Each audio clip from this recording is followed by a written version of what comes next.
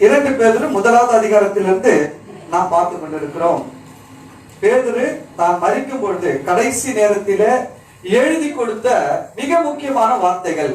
இந்த வேதத்தில 2 பேதுரு எழுதும்போது பேதுரு பாத்தீங்கன்னா கிட்டத்தட்ட மரிக்கிற நிலைமையில இருக்கிறார். அதை ஞாபகம் வச்சுக்கணும். பேதுரு எந்த நிலையில இருக்கிறாரு? ஆமா, அவர் சொல்றாரு, நான் என் தேகத்தை விட்டு போகிற காலம் வந்து விட்டது. நான் இன்னும் கொஞ்ச நேரத்துல கர்த்தரிடத்துல என்ன பண்ண போறேன்?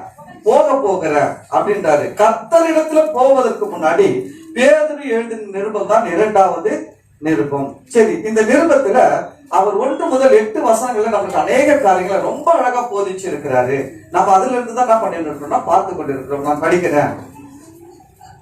அப்போஸ்தலனாகிய பேதுரு எழுதின பொதுவான 2ஆம் நிருபம் 1வது அதிகாரம் 1 முதல் 8 வசனங்கள் வரையில், நம்முடைய தேவனும் இரட்சகருமாய் இருக்கிற இயேசு கிறிஸ்துவினுடைய நீதியால் எங்களை போல அருமையான விசுவாசத்தை பெற்றவர்களுக்கு இயேசு கிறிஸ்துவின் ஊழியக்காரனும் அப்போஸ்தலனாகிய சீமோன் பேதுரு எழுதுகிறதாவது, தேவனையும் நம்முடைய கர்த்தராகிய இயேசுவையும் அறிகிற அறிவினால் உங்களுக்கு கிருபையும் சமாதானமும் பெருக கடவுது.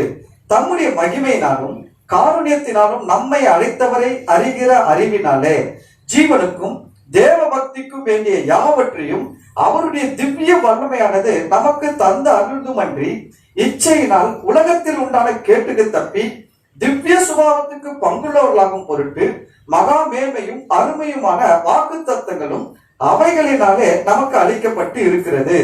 இப்படி இருக்க நீங்கள் அதிக ஜாக்கிரதை உள்ளவர்களாய் உங்கள் விசுவாசத்தோட தைரியத்தையும், தைரியத்தோட ஞானத்தையும், ஞானத்தோட இச்சை அடக்கத்தையும், இச்சை அடக்கத்தோட பொறுமையையும், பொறுமையோடு தேவ பக்தியையும், தேவ பக்தியோடு சகோதர சிநேகத்தையும், சகோதர சிநேகத்தோட அன்பையும் கூட்டி வழங்குங்கள்.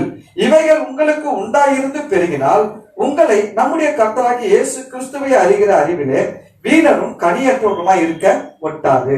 இந்த இடத்துல பேதுரு எழுதும்போது ரொம்ப அழகா சொல்லுகிறாரு.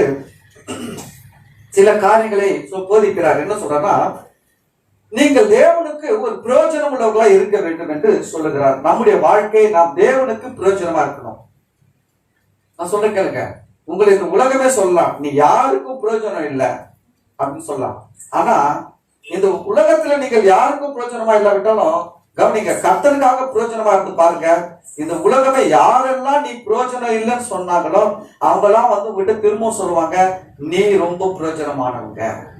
உங்களை சொல்லுவாங்க, நீ எனக்கு பிரயோஜனம், என் குடும்பத்துக்கு பிரயோஜனம் சொல்லுவாங்க. சரிங்களா? கர்த்தருக்கு பிரயோஜனமாக இருப்பது ரொம்ப ஒரு ஆசீர்வாதம்.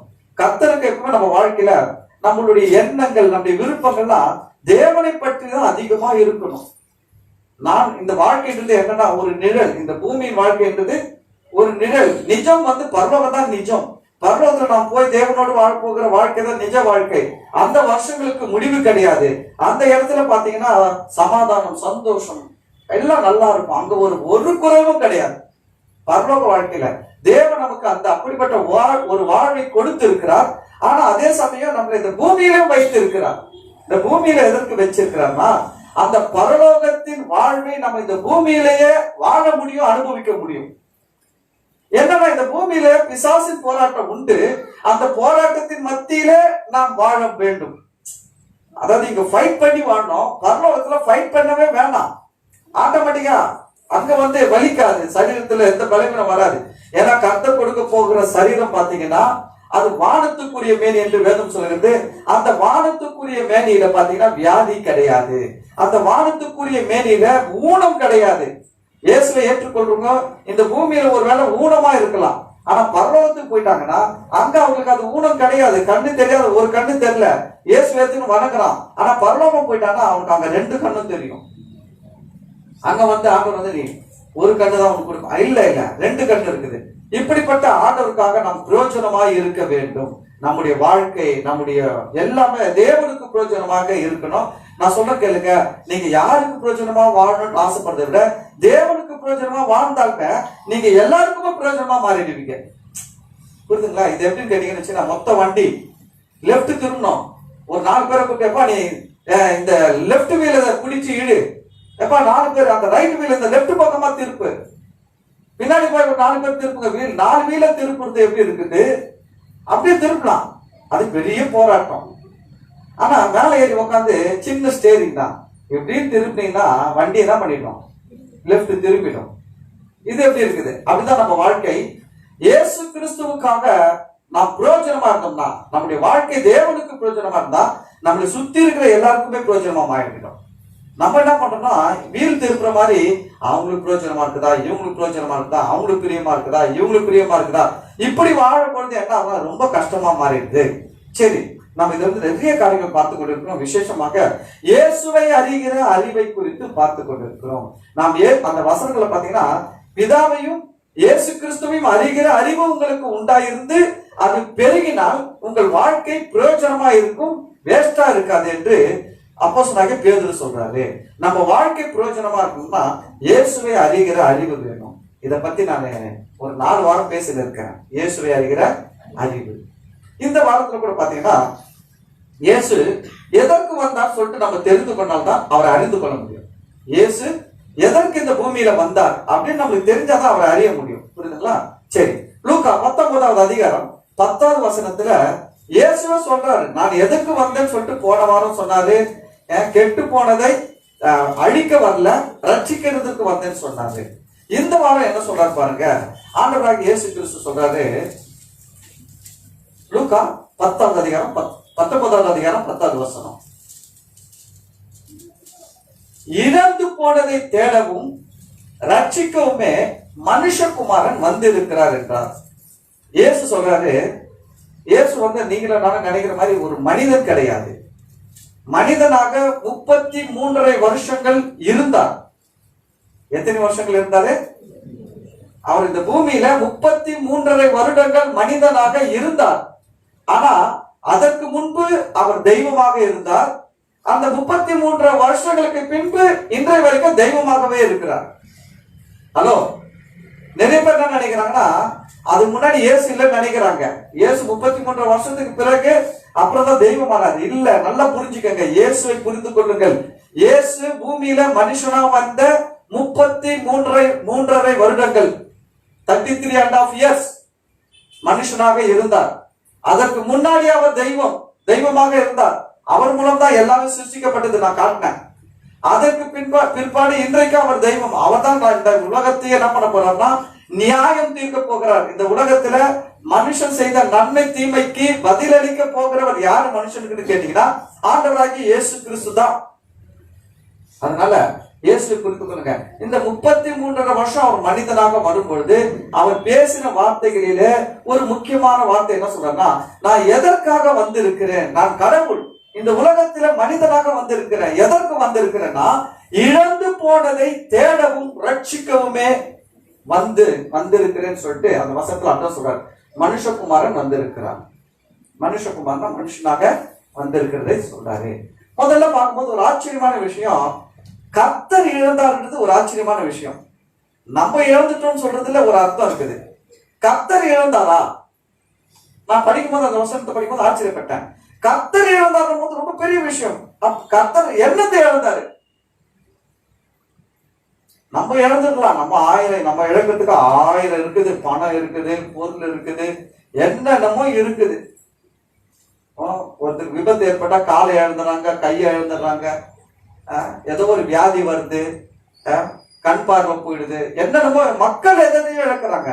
ஆனா ஆண்டவர் சொல்றாரு, நான் இழந்து விட்டேன். நான் என்ன பண்ணிட்டேன்? இழந்துட்டேன். என்னத்தை இழந்தாரு? நம்ம தெரிஞ்சுக்கணும், தெரிஞ்சுக்க கூடாது. ஆதாமை தான் தேவன் இழந்தார். யாரை இழந்தார்? எதை இழந்தார்னா, ஆதாமை இழந்து விட்டார்.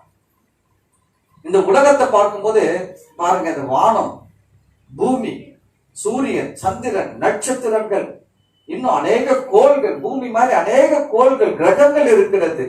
இந்த பூமியில பாத்தீங்கன்னா அவ்வளோ மலைகள், நீரூற்றுகள், ஆறுகள், ஏரிகள், குளங்கள், கடல், இல்ல என்ன வகை வகையான மரங்கள், பழங்கள், மனுஷனுக்கு சந்தோஷத்தை கொடுக்கிறதுக்கு இவ்வளவத்தையும் படைத்த தேவன் கடைசியாக ஆதாமை சிருஷ்டித்தார்.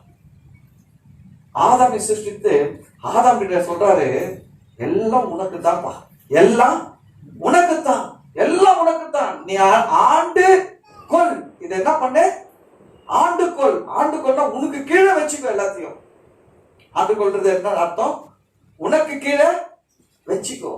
உனக்கு மேல நான் மட்டும்தான் இருக்கிறேன், உனக்கு மேல நான் மட்டும்தான் இருக்கிறேன், உனக்கு மேல யாரும் கிடையாது, நான் தான், நீ எல்லாம் நீதான். அந்த விலங்குகளுக்கு பெயர் வைக்கணும். ஆண்டவரா பேர் வச்சாரு, ஆண்டவரா பேர் வச்சாரு. ஏன, சிங்கம், புலி, கரடி, குரங்கு, மான், குதிரை, கழுதை, இதுக்கெல்லாம் ஆண்டவர் பேர் வச்சாரு. ஆண்டவர் ஆதாம முன்னாடி நிறுத்துறாரு. ஏய் சிங், வா, சிங்கத்தை பார்த்து கூப்பிடுறாரு. அப்போ அது பேர் சிங்கம் கிடையாது, அந்த அனிமலை பார்த்து கூப்பிடுறாரு. வா நில்லு. ஆதாம பார்த்து சொல்றாரு, ஒரு பேர் வை, நீ வை. அவர் ஆதாம் சொல்லிருப்பாரு, நம்மள மாதிரி இருந்திருப்பாரு, ஆண்டவரை நீங்களே வச்சிருக்க. சில நேரத்தில் நம்ம ஆளுங்களை ஜெபம் பண்ண சொன்னா அவங்க சொல்லுவாங்க, நீங்களே பண்ணிட்டு பாஸ்டர். ஆதாம் அதனாலதான் சொல்லியிருப்பாரு, ஆண்டவரை நீங்களே வச்சிருக்க. அவர் சொல்லியிருப்பாரு, இல்ல நீ செய்யணும், உன்கிட்ட கொடுத்திருக்கிற, இந்த உலகத்தை யார்கிட்ட கொடுத்திருக்கிற, உன் கையில கொடுத்திருக்கிற, நீதான் ராஜா. இப்போ நீதான் ராஜா, உன்னதான் முடி சூட்டி இருக்கிற, நீதான் மன்னன், நீதான் பேர் வைக்கணும், வெயி. அவர் சொல்றாரு லயன். ஓகே, இனிமே உன் பேரு லயன், நீ போ. எப்படி பாருங்க, அவ்வளவு தூரம் மனுஷனை கர்த்தர் மதிக்கிறாருங்க. இந்த உலகத்திலேயே மனுஷனை மதிக்கிற ஒரே தெய்வம் ஆண்டவராகி இயேசு கிறிஸ்து தான். மற்ற தெய்வம் மனுஷனை மிதிக்குது. எந்த தெய்வமும் மனுஷனை மதிக்கல, எல்லா தெய்வமும் மனுஷனை மிதிக்குது. அவனை வாழ விடாம சாகடிக்குது. என்ன பண்ணணும் பண்ணுது. நீ இதுக்குள்ள வரக்கூடாது, அந்த கால் வைக்க கூடாது, கையை வைக்க கூடாது, அதை எட்டி கூட பாத்திர கூடாது, தள்ளி விடுவான், போயிடு, நிக்காத, பார்க்காத. ஆனா ஒரே ஒருத்தர் தான் மனுஷனை மதிக்கிறார். நான் சொல்றேன், நம்மலாம் நீங்கெல்லாம் உங்களை எப்படி பாக்குறீங்கன்னு தெரியாது, உங்களை யார் மதிக்கிறாங்க மதிக்கலன்னு எனக்கு தெரியாது.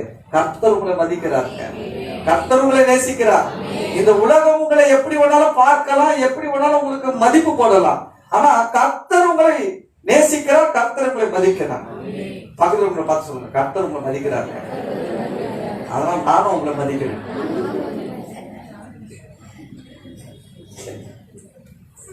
கர்த்தர் பாருங்க ஆதாமை இழந்துட்டார். நம்ம வசனத்துல படிக்கலாம் பாருங்க, ஆதியாகமம் 1வது அதிகாரம் 26வது வசனம் 27வது வசனத்துல ஆதாமை எப்படி சிருஷ்டித்தார்ட்டு ஆண்டவர் அழகா சொல்றாரு.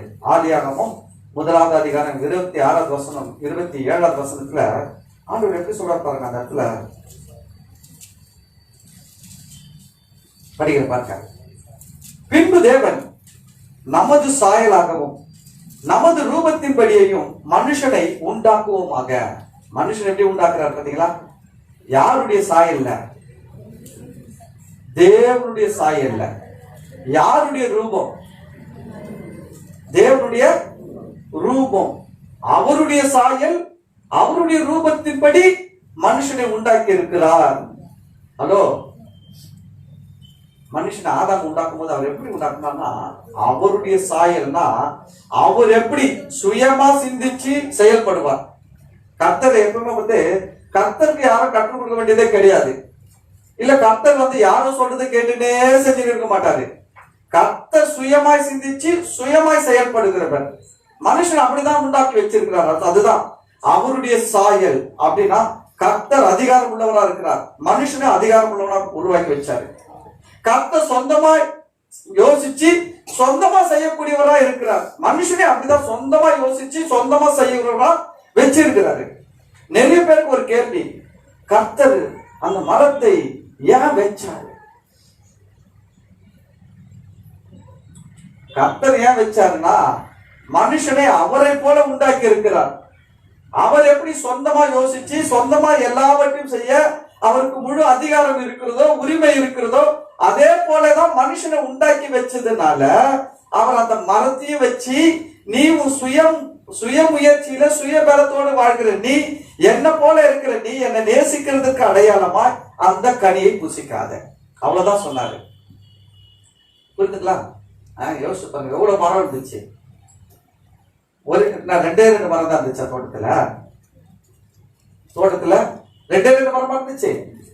வாழை மரம் இருக்குது, பலா மரம் இருக்குது, மாங்காய் மரம் இருக்குது, கொய்யா மரம் இருக்குது, மாதுளை பழ மரம் இருக்குது, எவ்வளவு பழ மரங்கள் இருக்குது. ஆண்டவர் சொல்றாரு, நீ எல்லா பழத்தையும் உங்க இஷ்டப்படி 1 இல்ல 10 கூட சாப்பிட்டுக்கோ. ஆனா நீ என்னை மதிக்கிறன்றதுக்கு அடையாளம், என்னை கனம் பண்றன்றதுக்கு அடையாளம், நான் உனக்கு மேல இருக்கிறன்றதுக்கு அடையாளமா இந்த கனியை நீ புசிக்காம இருக்கணும் அப்படின்றாங்க. சில நேரத்துல சில அப்பா அம்மா சொல்லுவாங்க பாருங்க, நீ என்ன மதிச்சுனா இனிமேல் பட்டு போய் இதை செய்யக்கூடாது சொல்றாங்களா சொல்லீங்களா? நீ உண்மையிலே என்ன நேசிச்சா, சில மனைவிகள் சொல்லுவாங்க, ரட்சிக்கப்பட்டிருக்குன்னு நீங்க சொல்ல மாட்டீங்க, ரட்சிக்கப்படாத மனைவிகள் சொல்லுவாங்க, கணவர் குடியாரம் சொல்லுவாங்க, நீ உண்மையிலே என்ன நேசிச்சுனா இனிமேல் குடிக்க மாட்டேன்னு சத்தியம் பண்ணு சொல்றாங்களா சொல்லீங்களா? அப்ப அவர் சத்தியம் பண்ணிட்டு நான் நேசிக்கிறேன் வாக்கெல்லாம் கொடுத்துட்டு மறுநாள் குடிச்சிட்டு வந்து ஃபுல் போதையில நின்னாருன்னா எப்படி இருக்கும் அந்த மனைவிக்கு?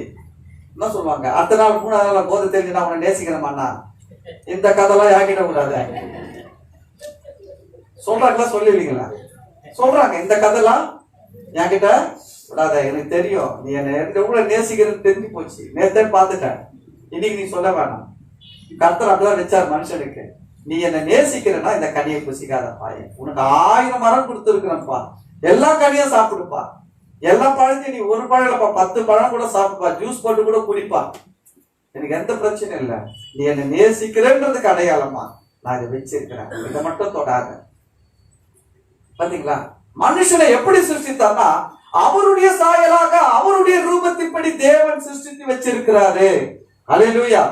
மனுஷன் தேவன் பாத்தீங்கன்னா சர்வ வல்லமை உள்ளவராய், சர்வ அதிகாரம் உள்ளவராய், சுயமாய் செயல்படுகிறவராய் இருக்கிறாரு, அது போல வச்சாரு. அதனாலதான் தேவன் அந்த கனியை புசிக்கும் போது கூட தடுக்கல. ஏன் தடுக்கலன்னா மனுஷனை அவரை போல உண்டாக்கி வச்சிருக்கிறாரு, அவங்கிட்ட கொடுத்திருக்கிறாரு. சில கம்பெனில அதிகாரம் கொடுப்பாங்க, சூப்பர்வைசரா அதிகாரம் கொடுப்பாங்க, ஆனா நீங்க எது செய்யணும்னா அவருக்கு எதுவும் செய்யணும். அந்த கம்பெனி சூப்பர்வைசரா வேலை செய்துக்க முடியாது. சூப்பர்வைசர் தான் என்ன, ஒரு 10 பேரை கையில கொடுக்குறாங்க, இந்த 10 பேரை வச்சு இந்த வேலை எல்லாம் செய்யன்னு சொல்றதுதான் சூப்பர்வைசருக்கு. ஆனா வேலையும் கொடுத்துட்டு சூப்பர்வைசர் போஸ்டிங்கும் கொடுத்துட்டு மேல சொல்றாங்க, எது முடிவு எடுக்கணும்னாலும் எது செய்யணும்னாலும் என்ன கேட்காம, அது இந்த உலகத்துல தப்பு. அப்படி இருந்தா அது சூப்பர்வைசர் வேலை செய்ய முடியாது. நீங்கள் உங்களுக்கு இஷ்டப்படி என்ன பண்ண முடியாது, செய்ய முடியாது. அந்த இடத்துல டெவலப் வராது, வளர்ச்சி வராது. கர்த்தர் அப்படி பண்ண பாருங்க, மனுஷ கையில கொடுத்துட்டு அவன் சுயமா முடிவெடுத்து செய்யக்கூடிய அதிகாரத்தையும் கொடுத்துட்டு இவர் பாத்துக்கிட்டேங்கிறாரு. என்ன பண்றான், கனியை போய் எடுக்கிறான், ஏவாள் போயிட்டு அந்த அம்மா கனியை எடுக்கிறாங்க, கர்த்தர் பார்த்துட்டாங்கிறாரு, கர்த்தர் தெரியாம இல்லை, ஆனா கர்த்தர் தடுக்கல. அவர் என்ன விரும்புறாரு தெரியுங்களா, நீ என்ன நேசிச்சுன்னா சாப்பிடாத, நீ உண்மையிலே என்ன நேசிச்சா சாப்பிடாத, உன் கையில இருக்குது அதிகாரம், அதை சாப்பிடுறதுக்கும் அதிகாரம் உன் கையில இருக்குது, அந்த கனியை வேணாம் தூக்கி எரியறதுக்கும் அதிகாரம் உன் கையில இருக்குது. கர்த்தர் கையில கனி கையில ஒட்டிக்கிற மாதிரி நம்ம உண்டாக்கி வைக்கல. நம்ம சொல்ல முடியாது, இல்லக்கா அதுவா ஒட்டிக்கிச்சுங்க, சூழ்நிலைங்க, சந்தர்ப்பங்க, என் வாழ்க்கைங்க இல்ல, முடிவெடுத்து செய்யக்கூடிய அதிகாரம் உன் கையில இருக்குது, மறந்துடாதீங்க. கர்த்தர் மனுஷன் இன்னி வரைக்கும் அப்படிதான் வச்சிருக்கிறார் பாருங்க. இப்படிப்பட்ட ஆதாமை உண்டாக்கி ஏவாளை உண்டாக்கி வைக்கிற இடத்துலதான் சொல்றாரு, அவருடைய சாயல் அவருடைய ரூபம். மனுஷன் சாதாரணமானவன் கிடையாது. இந்த உலகத்துல கவனிக்க, மனிதன் ஆவி ஆத்மா சரீரத்தினால் உருவாக்கப்பட்டு இருக்கிறான். மனுஷனுடைய இந்த சரீரம் இருக்குது பாத்தீங்களா, இந்த சரீரம் சில பேருக்கு சகப்பா இருக்குது, சில பேருக்கு கருப்பா இருக்குது, சில பேருக்கு குண்டா இருக்குது, சில பேருக்கு ஒல்லியா இருக்குது, சில பேருக்கு உயரமா இருக்குது, சில பேருக்கு குள்ளமா இருக்குது. இந்த சரீரம் எப்படி இருந்தாலும் இது மண்ணிலிருந்து எடுக்கப்பட்ட சரீரம், கண்டிப்பா ஒரு நாள் இது மண்ணுக்கு போயிடும். ஆனா இந்த சரீரத்துக்குள்ள 2 இருக்குது, தேவனுடைய சாயல், தேவனுடைய ரூபம் இருக்கிறது, அதுதான் ஆவி ஆத்துமா. ஆனா இந்த ஆவி ஆத்துமா எப்படிப்பட்டதுன்னா, தேவ சாயல் தேவ ரூபம், தேவன் அழிவில்லாதவரா இருக்கிறது போல மனுஷனுடைய ஆவி ஆத்துமா அழிவில்லாததா இருக்கிறது. புரியுதுங்களா? மனுஷன் தேவனுக்கு அழிவு கிடையாது, அவர் என்றென்றைக்கும் ஜீவிக்கிறவர்.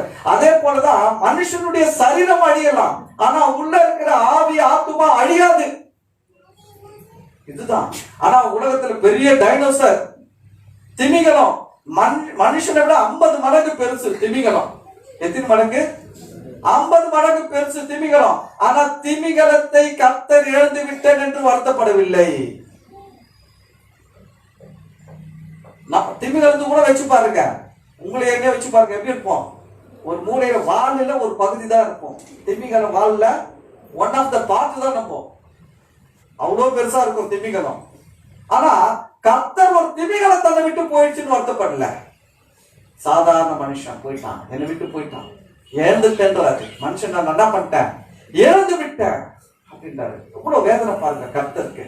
நான் இழந்து விட்டேன் மனிதனை. ஏன்னா திமிங்கலத்துக்குள்ள ஆவி ஆத்துமா கிடையாது, ஒரு சிங்கத்துக்குள்ள ஆவி ஆத்துமா கிடையாது, ஒரு புலிக்குள்ள ஆவி ஆத்துமா கிடையாது, ஒரு டைனோசருக்குள்ள ஆவி ஆத்துமா கிடையாது, எந்த மிருக ஜீவனுக்குள்ளேயும் ஆவி ஆத்துமா கிடையாது. மிருக ஜீவன்கள் எப்படின்னா, அந்த சரீரம் அழிஞ்சதுன்னா, அந்த ஒரு மிருகத்துடைய சரீரம் அழிந்தால் அந்த மிருகத்துடைய சாப்டர், டோட்டல் சாப்டர் க்ளோஸ். மனுஷனுக்கு தான் கர்த்தர் ஆவி ஆத்துமா கொடுத்திருக்கிறாரு. இந்த சரீரம் அழிஞ்சா கூட இந்த ஆவி ஆத்துமா அழியாது. இது கர்த்தருக்கு முன்னாடி நின்று இந்த சரீரத்துல செஞ்ச செயல்களுக்கு ஏற்ற நன்மை தீமைக்கு ஏற்ற பலனை பெற்றுக்கொள்ளும் ஆவி ஆத்துமா. புரியுதுங்களா? அப்போ தேவன் பாருங்க மனுஷனை விசேஷித்த விதமாக சிருஷ்டித்திருக்கிறார். நீங்க உங்களை எப்படி பாக்குறீங்க? நான் ஒரு சாதாரண ஏழை குடும்பத்துல பிறந்தேன், நான் ஒரு பரதேசி. கர்த்தர் உங்களை பரதேசியா பார்க்கல, நீங்க சாதாரண குடும்பத்துல பிறந்தவங்களா பார்க்கல. கர்த்தர் இழந்து போன உங்களை என்ன பண்ணிட்டாருன்னா, உங்களை பார்க்கும்போது சந்தோஷப்படுறாரு. ஏன்னா திரும்பவும் கண்டுபிடிச்சிட்டாரு. ஆமா, ஆதாம் நீங்கெல்லாம் கண்டுபிடிக்கப்பட்ட ஆதாம், உங்களை எல்லாம் திரும்ப கண்டுபிடிச்சிருக்காரு, நம்ம எல்லாம் திரும்ப கண்டுபிடிச்சிட்டாரு. ஆனா பாருங்க, அப்போ இயேசு வரும்போது ஆதாமை இழந்து விட்டார். அவருடைய சாயலாக அவருடைய ரூபத்தின்படி படைக்கப்பட்ட மனுஷனை எழுந்துட்டார். அதான் சொல்றாரு பாருங்க, ஆதியாகமம் 1:26, நமது சாயலாகவும் நமது ரூபத்தின்படி மனுஷனை உண்டாக்குவோமாக, அவர்கள் சமுத்திரத்தின் மச்சங்களையும், பாத்தீங்களா சமுத்திரத்தின் மச்சங்களா, கடல்ல இருக்கிற எல்லா உயிரினங்களையும் பாருங்க, ஆகாயத்து பறவைகளையும், மேல பறக்கிற கழுகு முதல் கொண்டு எல்லாவற்றையும், ஆகாயத்து பறவைகளையும், மிருக ஜீவன்களையும், பூமி அனைத்தையும், பூமி மேல் ஊறும் சகல பிராணிகளையும் ஆள கடவர்கள். என்ன பண்ணணுமா? என்ன சொல்றாங்கன்னா, கடல்ல இருக்கிற எல்லா உயிரினத்துக்கும் நீதான் ராஜா. மேல பறக்கிற காக்கால இருந்து கொக்குல இருந்து கழுகு வரைக்கும் எல்லாத்துக்கும் யார்தான் ராஜா? நீதான் ராஜா. காட்டுல இருக்க சிங்கம் புலி எல்லாத்துக்கும் நீதான் ராஜா. தெரியுங்களா உங்களுக்கு? எப்படி வச்சா பாருங்க, எல்லாத்துக்கும் மேல எல்லாவற்றுக்கும் ஒரு ராஜாவை வச்சுட்டு என்ன சொல்றா, ஆள கடவர்கள். ஆளுறது யாரு? ஆளுகிறார்கள்னா அவங்க யாரு? ராஜா. இப்ப இந்த நாட்டை ஆளுறாங்கன்னா அவங்க யாரு? அவங்கதான் இப்போதைக்கு ராஜா. அடுத்த ராஜா வருவாங்க, அது வரைக்கும் இந்த ராஜா ஆளுவாங்க, திருப்பி இன்னொரு ராஜா வருவாங்க, அது வரைக்கும் அவங்க ஆளுவாங்க. இப்படியே ராஜாக்கள் ஆண்டு கொண்டே இருக்கிறாங்க நம்ம நாட்டை. புரியுதுங்களா?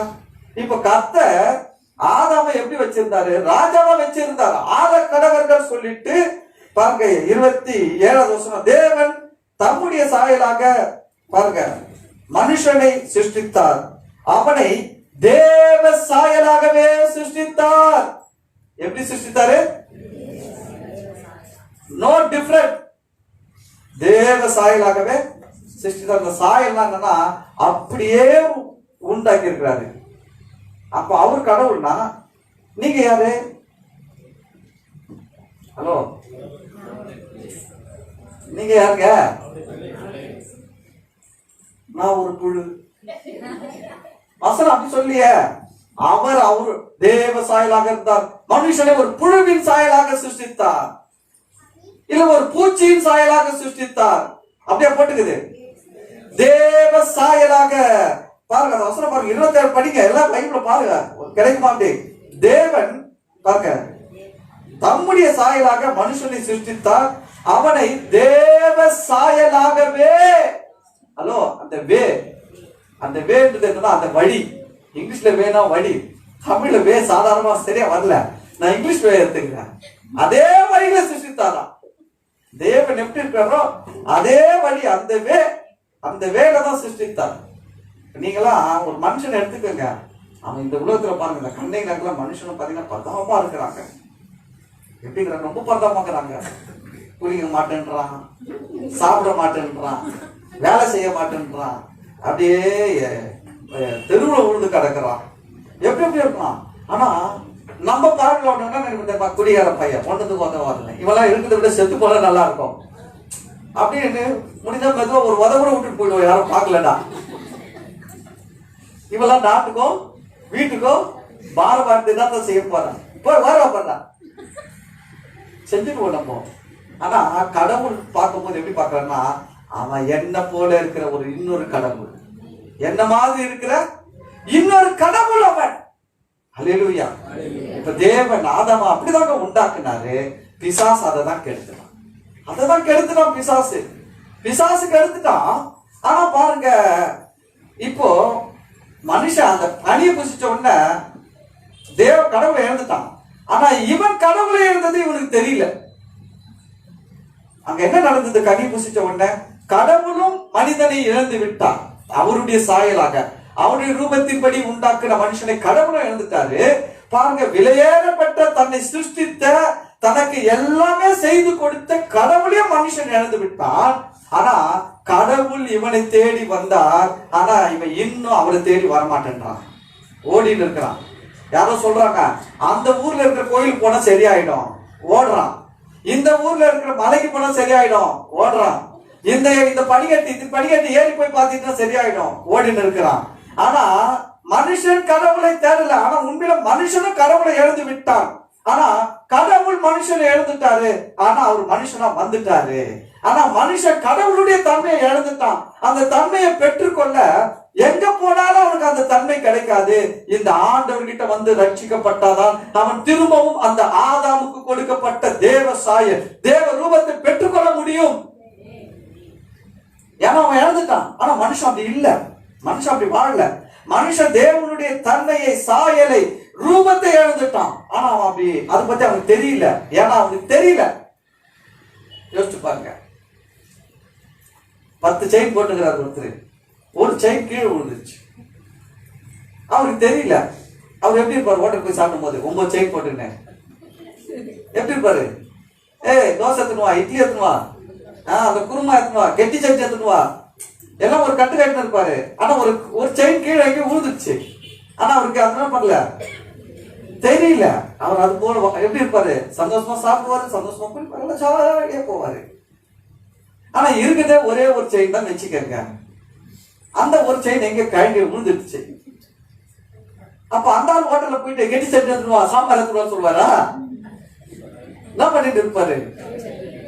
ஐயோ, முக்கா சவரம், ஒரு சவரம், இன்னைக்கு வேலை எவ்வளவு தெரியுமா? எங்க விழுந்துச்சு? எல்லாம் அப்படியே திருப்பி ரீகேப் பண்ணுவாங்க.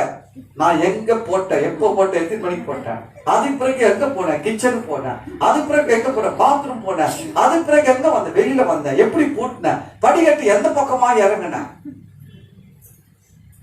எல்லாம் ரீகேப்பிங். ஒரு புள்ளி கூட மிஸ் ஆகாது ரீகேப்பிங்ல. அப்பா ரீகேப்பிங் பண்ணி அது எங்க விழுந்து இருக்குன்றது வரைக்கும் கண்டுபிடிச்சிருவாங்க. நம்ம அவங்க சாதாரண ஆளு கிடையாது, சிபிஐ. ஒவ்வொருத்தரும் சிபிஐங்க. இந்த ஒரு வேலை கிடைக்கல, அவங்கதான் எல்லாரும் சிபிஐ தான் கண்டுபிடிச்சிருவாங்க. பாருங்க, ஒரு பொருள் மிஸ் ஆச்சுன்னா அது எங்க மிஸ் ஆயிருக்கும் கண்டுபிடிச்சு கரெக்டா வந்து நின்றுடுவோம். மனுஷன் நின்று தேடுவான், சுத்தி கேட்பான், இங்க ஒண்ணு விழுந்துச்சு, நீ பாத்தியா, நீ பாத்தியா, நீ பாத்தியா, 4 பேரை கேட்பான். ஆனா இந்த உலகத்துல பார்த்து எடுத்துட்டாலும் இல்லைன்னு தான் சொல்லுவாங்கன்னு தெரியும் அவனுக்கு. யார வந்து பார்த்து எடுத்துக்க, ஆமாமா நான் தாமா ஒரு சவரம் செயின் எடுத்து வச்சுக்கிறேன், இந்தம்மா கொடுக்க மாட்டாங்கன்னு தெரியும். ஆனாலும் அவன் ஆதரவு என்ன பண்ணுவான், கேட்பான், நீ பாத்தியா, நீ பாத்தியா, நீ கூட நின்றுந்தியாங்க. பாருங்க, மனுஷன் அவனுக்கு தெரிஞ்சிச்சுன்னா அதை விட மாட்டான். ஆனா இன்னைக்கு கொடுமை என்னன்னா, மனுஷன் தன்னை படைத்த தெய்வத்தை, தெய்வத்துடைய வல்லமையை, தன்னை படைத்த தெய்வத்தின் சாயலை இழந்து விட்டான். ஆனா அவனுக்கு அது தெரியல. இது எப்படி தெரியுங்களா? ஒரு காணாம போன குழந்தை அப்பா அம்மாவுக்கு தொலைஞ்சிச்சு, அப்பா அம்மா விட்டு எங்கேயோ போய் காணாம போயிடுச்சு. ஆனா எங்கேயோ உட்காந்து இருக்குது, எவனோ 2 மிட்டாயி, அந்த லாலிபப்பு 2 வாங்கி கொடுத்துட்டான்னு வச்சுக்கோங்க. அதுக்கு வந்து அப்பா அம்மா பத்தி கவலை இருக்காது, வீட்டை பத்தி கவலை இருக்காது. அந்த லாலிபப்பு சாப்பிட்டுன்னே ரோட்ல வேடிக்கை பார்த்துட்டு இருக்கும். பார்த்துருக்கலாம் சில குழந்தைங்களெல்லாம் போயிட்டு அம்மா காட்டு குச்சி 2 போட்டு கையில இருக்கிற லாலிபப்பு தூக்கி போட்டு பார்த்தா தெரியும், ஐயோ நம்ம அப்பா அம்மாவெல்லாம் காணாம உட்காந்துருக்குமா. பிசாசு அப்படிதான் நிறைய மக்களை கையில லாலிபப்பு கொடுத்து உட்கார வச்சுக்கிறான். நிறைய மக்கள் கர்த்தரை இழந்து விட்டார்கள், தேவனை இழந்து விட்டார்கள், தன்னை படைத்த தெய்வத்தை இழந்து விட்டார்கள்.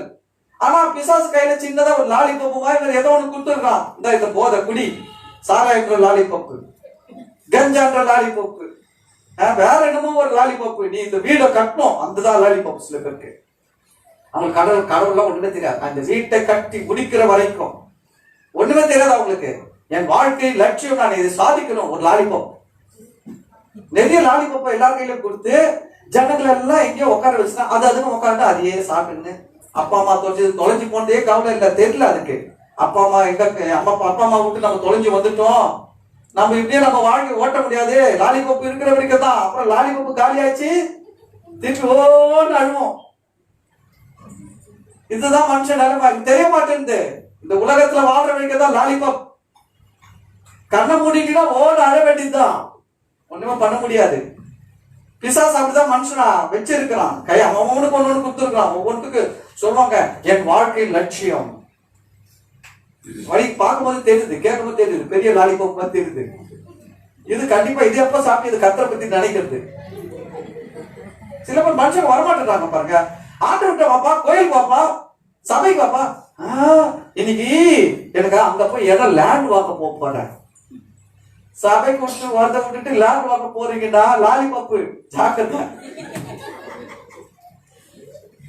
ஆமா, பிசாசு வச்சிருக்கான் பாருங்க. மனுஷன் அப்படிலாம் ஏமாத்தி வச்சிருக்கிறான். மனுஷன் கடவுளை இழந்துட்டான். ஆனா பாருங்க, கடவுளுக்கு தெரியுது இவன் மனுஷன் முக்கியமானவன், விலையேற பெற்றவன், அவன் என்னை போல. ஏன்னா அவர்தான் உண்டாக்கி இருக்கிறாரு. ஹலோ, நான் சொல்றேன், நீங்க கஷ்டப்பட்டு மாசம் 2000 ரூபாய் 2 வருஷம் சேர்த்து வச்சு ஒரு 40,000 ரூபாய் சேர்த்து வச்சு ஒரு சவரன் நகை வாங்குறீங்கன்னு வச்சுக்கோங்க. அந்த நகை தொலைஞ்சா நீங்க எப்படி தேடுவீங்க? எப்படி தேடுவீங்க? ஐயோ, யாருன்னா வந்து என்ன பிரதர் அப்படின்னா நீங்க போங்க, நான் அம்மா உங்ககிட்ட பேசுறேன். இப்ப கோச்சிக்காதீங்க, கொஞ்ச நாள் கழிச்சு நானும் உங்களுக்கு போன் பண்ணி பேசுறேன். இப்ப நீங்க கிளம்புங்க. நான் என்ன பண்ணணும்? விலையேற பெற்றதை தொலைச்சிட்டங்க, தேடணும். 2 வருஷம் மாசம் 2000 வைத்த வாயை கட்டி சேர்த்து வச்சுது அப்படின்னு அதுக்கு அவ்வளோ முக்கியத்துவம் கொடுத்து அதை தேடி கண்டுபிடிக்கிறதுக்கு விட மாட்டோம். கரெக்டுங்களா? சொல்லுங்க, கண்டுபிடிப்போம். ஆனா கடவுளும் அப்படிதான். மனுஷனை ஏன் தேடி வந்தா தெரியுங்களா?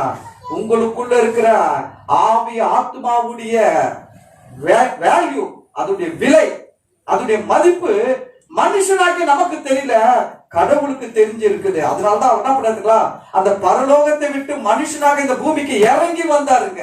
ஏன்னா மனுஷனுக்குள்ள இருக்கிற ஆவி ஆத்துமா விலையேற பெற்றது. அல்லேலூயா.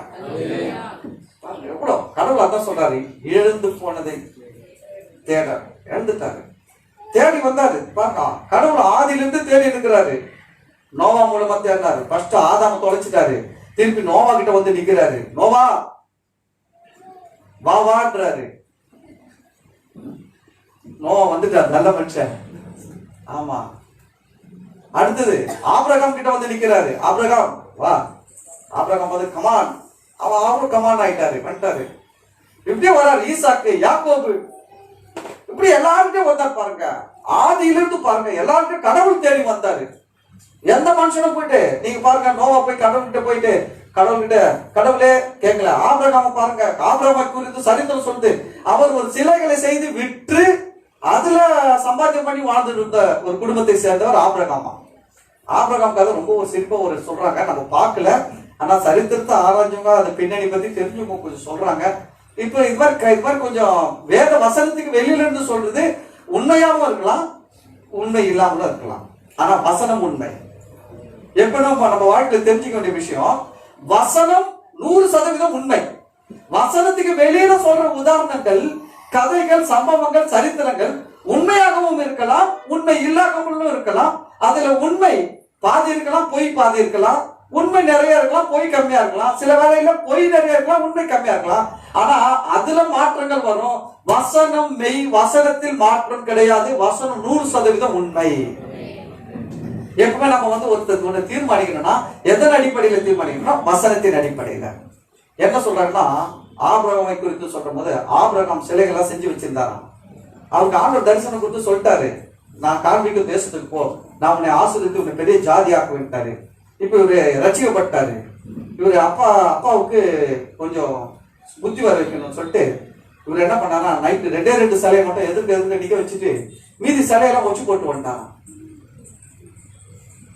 காலையில அவங்க அப்பா எழுந்துச்சு கது திறந்து பார்த்தாரா பாருங்க, அந்த ரூம்ல எல்லா சிலையும் உடஞ்சு கிடக்குதான், 2 சிலை நேருக்கு நின்றுட்டுதான்.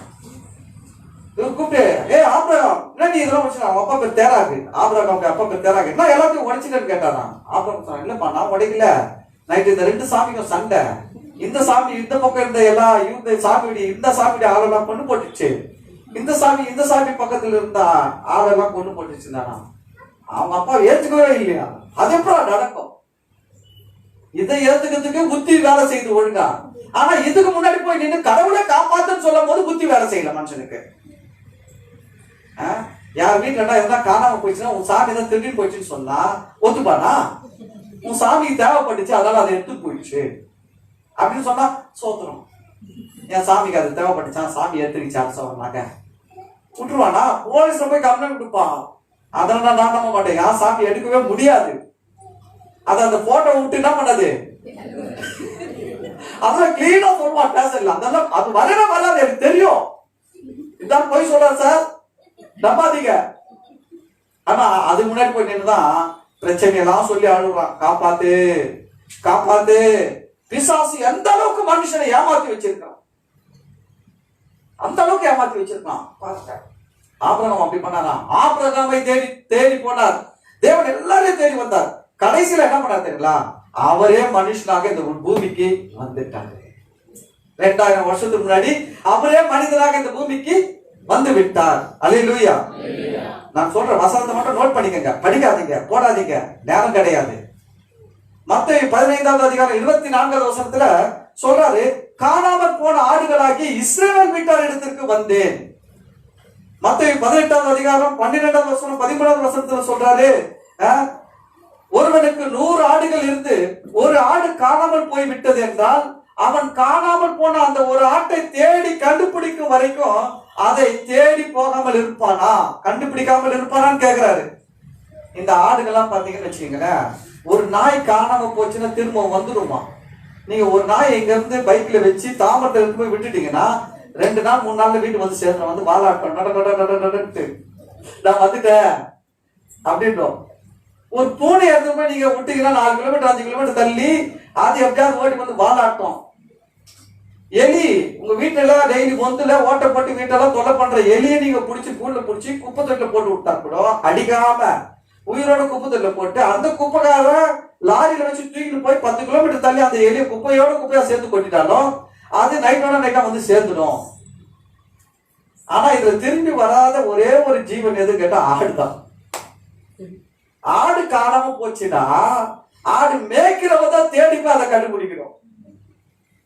அது என்ன பண்ணாது, அது திரும்பி வர தெரியாது. மனுஷன் அதுதான் சொல்றாரு. மனுஷனை ஆடுன்னு ஏன் சொன்னா இதுதான் ஏன் சொன்னா பத்தியா, நானே நல்ல மேய்ப்பேன். அவன் மனுஷன் என்ன சொல்றாரு, என் ஆடுகள் என் சத்தத்துக்கு செவி கொடுப்பாரு. நம்மள எல்லாம் என்ன சொல்லுகிறாரு, ஆடு. ஏன்னா நம்ம ஒரு போயிட்டோம்னா திரும்பி வரமாட்டோம், தெரியாது, வரத்துக்கு தெரியாது. அது போல ஆயிட்டா மனுஷன். அதனாலதான் அவர் சொல்றாரு, காணாமல் போன ஆடுகளை தேடி வந்தேன். அல்லேலூயா. அதனாலதான் பாருங்க, ஒரு மனுஷனுக்கு 100 ஆடு இருந்து 1 காணாம போயிடுச்சு. அவன் அதை தேடி கண்டுபிடிச்சு திரும்ப கொண்டு வந்து சேர்த்து கொண்டான். அல்லேலூயா. அதனாலதான் இயேசு பாருங்க மத்தேயு 11:25 சொல்றாரு, வருத்தப்பட்டு பாரம் சுமக்கிறவர்களே நீங்கள் எல்லாரும் என்னிடத்தில் வாருங்கள், நான் உங்களுக்கு இளைப்பாறுதல் தருவேன். ஆமென். பாத்தீங்களா எப்படி ரட்சித்தார் தெரியுமா மனுஷனை? ஃபர்ஸ்ட் இயேசு நம்மை இழந்து போனார், 2வது தேடி வந்தார், 3வது ரட்சித்தார். அந்த வசனம் அப்படித்தானே சொல்லுது, இழந்து போனதை தேடவும் ரட்சிக்குமே வந்து இயேசு சொன்னார். தேடி வந்தாரா? மனுஷனா வந்தாருல்ல, மனுஷனா வந்துட்டார் தேடி. என்ன அதுக்கு அடுத்தது என்ன பண்றாரு? கண்டுபிடித்தாரா? கண்டுபிடிச்சிட்டாரு, நம்மள கண்டுபிடிச்சிட்டாரு. 3வது நம்ம ரட்சித்தார். எப்படி ரட்சித்தார் தெரியுங்களா? வசனம் சொல்லுகிறது யோவான் 10வது அதிகாரம். இதை மட்டும் வாசிக்கலாம், கொஞ்சம் முக்கியமான வசனம். யோவான் எல்லாம் எடுத்துக்கங்க. யோவான் 10வது அதிகாரம்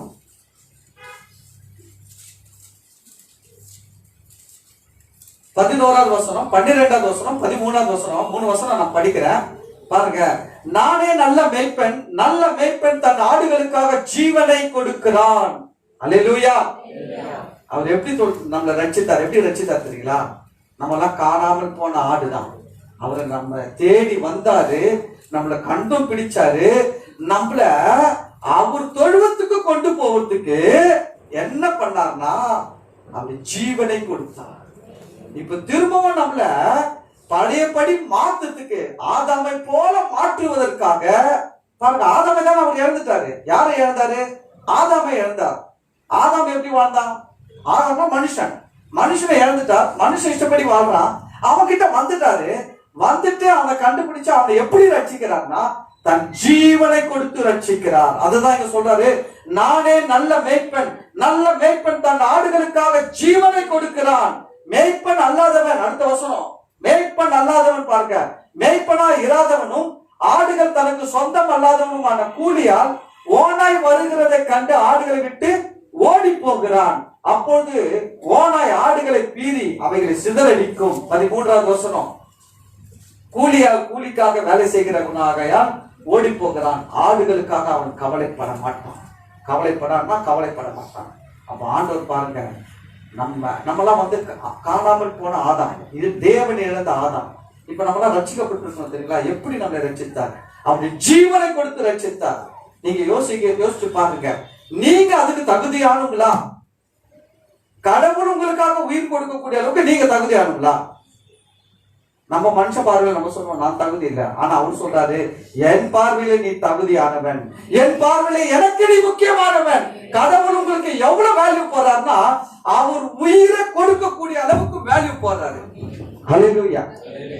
சில பேர் சொல்லுவாங்க பாத்தீங்களா, சில குழந்தைங்களுக்கு சொல்லுவாங்க, சில குழந்தைங்களுக்கு உடம்பு சரியில்லை அப்படின்னா அப்பா அம்மா சொல்லுவாங்க, என் உயிரையாவது எடுத்துக்கோங்க டாக்டர், என் குழந்தை உயிரை காப்பாத்துங்க சொல்றாங்களா, சொல்லிருக்கீங்களா? அப்போ அந்த குழந்தை அவங்களுக்கு அவ்வளவு முக்கியம். சில பேர் சொல்லுவாங்க, இந்த வீட்டை வித்தாவது என் குழந்தைய நான் காப்பாத்தணும் சொல்றாங்களா, சொல்லிங்களா? ஏன்னா அது அவ்வளவு முக்கியம். நான் சொல்றேன், கடவுள் பரலோகத்திலிருந்து இறங்கி வந்து உங்களுக்காக உயிரை கொடுக்க முடியும்னா, உயிரை கொடுத்திருக்கிறார்னா, அப்ப நீங்க எவ்வளவு முக்கியமானவங்க. நீங்க முக்கியமானவங்களா, முக்கியம் இல்லாதவங்களா?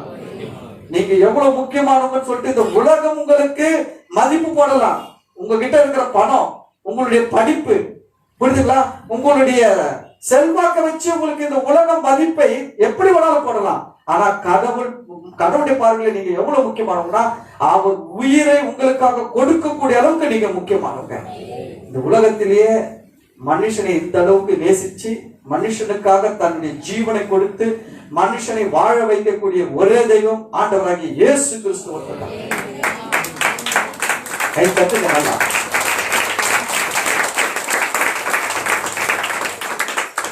நான் அதனால்தான் இந்த ஆண்டவருக்கு சந்தோஷப்படுறேன். நான் என் ஜீவன் இருக்கிற வரைக்கும் இந்த ஆண்டவர் தவிர வேற எதையுமே வணங்க மாட்டேன். எத்தனை கோடிகள் கொடுத்தாலும் வணங்க மாட்டேன். ஏன்னா என் ஆண்டவர் மாதிரி யாரும் இல்லை. ஆமென். ஹல்லேலூயா. அதனால ஆண்டவர் பத்தி புரிஞ்சுக்க. ஆண்டவர் சொல்றாரு, இழந்து போனதை தேடவும் ரட்சிக்கவுமே வந்திருக்கிறார் மனுஷகுமாரன் சொல்றா. பார்த்தீங்களா, இழந்தது ஆதாமை, அவருடைய சாயலின்படி அவருடைய ரூபத்தின்படி படைக்கப்பட்ட மனுஷனை இழந்தார். அதை தேடினார், கண்டுபிடிச்சாரு.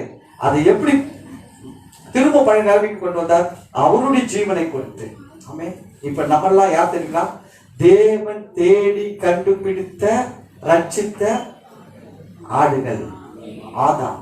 ஆமென். அது சந்தோஷமா இருக்க, கவலைப்படாதீங்க. இந்த உலகத்துல வருகிற பிரச்சனைகள் ஒரு பெரிய பிரச்சனை கிடையாது. இந்த உலகத்துல வருகிற உங்களுக்கு இருக்கிற உபத்திரங்கள் பெரிய உபத்திரங்கள் கிடையாது. இந்த உலகத்துல உங்களை யாருமே நேசிக்கலன்னு சொல்லிட்டு கவலைப்படாதீங்க. உங்களை நேசித்து உங்களுக்காக ஜீவனை கொடுத்த, இன்னும் உங்களை நேசிக்கிற, இனி வர போகிற காலங்களில உங்களை நேசிக்கக்கூடிய கர்த்தர் இருக்கிறார்.